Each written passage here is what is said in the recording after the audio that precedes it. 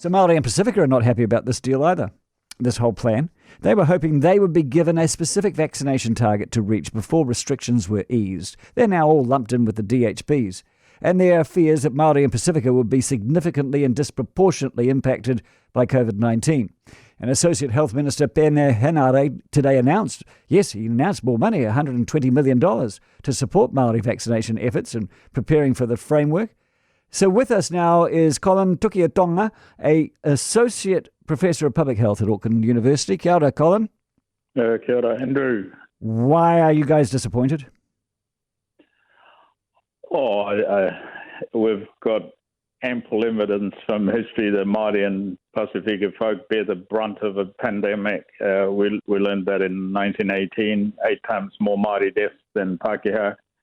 And here we are about to repeat the lessons of history. We had hoped, of course, that the focus would be on implementing this equity that people talk about, and to try to ensure that Māori and Pacifica vaccination rates are somewhere decent to minimise the risk before we move on. But here we are. Well, let's talk about that briefly. I mean, Māori and Pacifica are still New Zealand citizens, and they are still part of the 22 DHBs, and each DHB has to get to 90%. So they will be part of the push to get to 90%. So they should be included in the whole vaccination program. So what's the problem? Well, the problem is that they are way behind. Māori, if you look at the figures, are the lowest in all of New Zealand.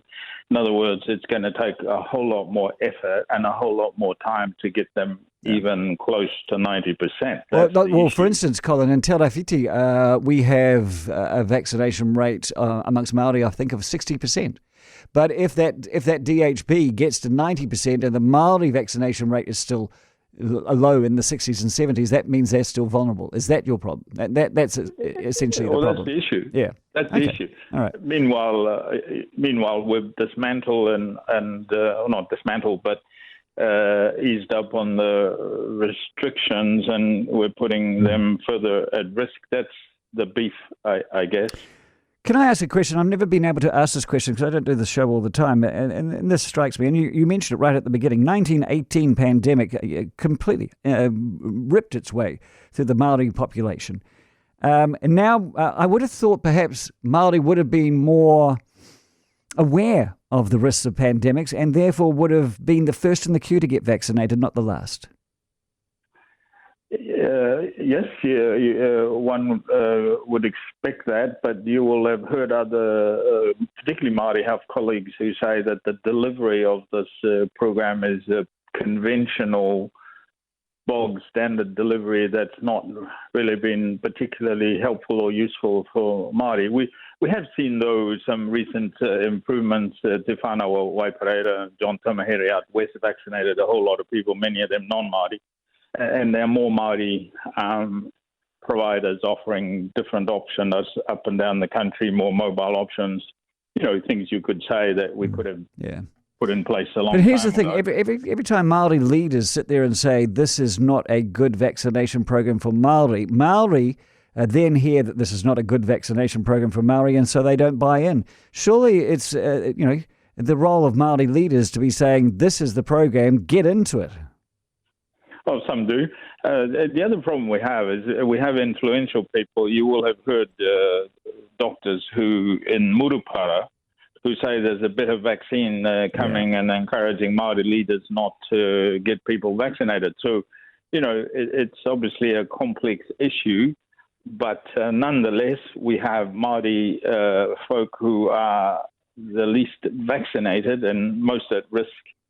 And, they're in that position, whatever our plans are, it doesn't really augur well for anyone if we leave some people behind. No.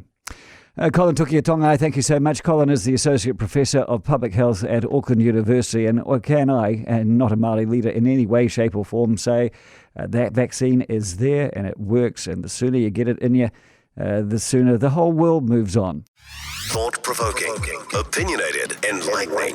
The Leighton Smith Podcast. Have you noticed things are moving fast and there's no speed limit in sight? From the Australian and the Menzies Research Centre in Sydney, Nick Cater on COP26, on COVID and on the state of journalism. There's the mailroom and further comment on Three Waters. It's a field day on 134. Subscribe now on iHeartRadio and get the latest episode now. The Leighton Smith Podcast, powered by News Talk ZB. The voices of New Zealand cricket are back. Brian Waddle, Jeremy Coney on the front foot. The Black Caps opening match of the World T20 Championship features this week, along with bowling coach Shane Bond. 2 personal milestones for players in the first round of the Plunket Shield.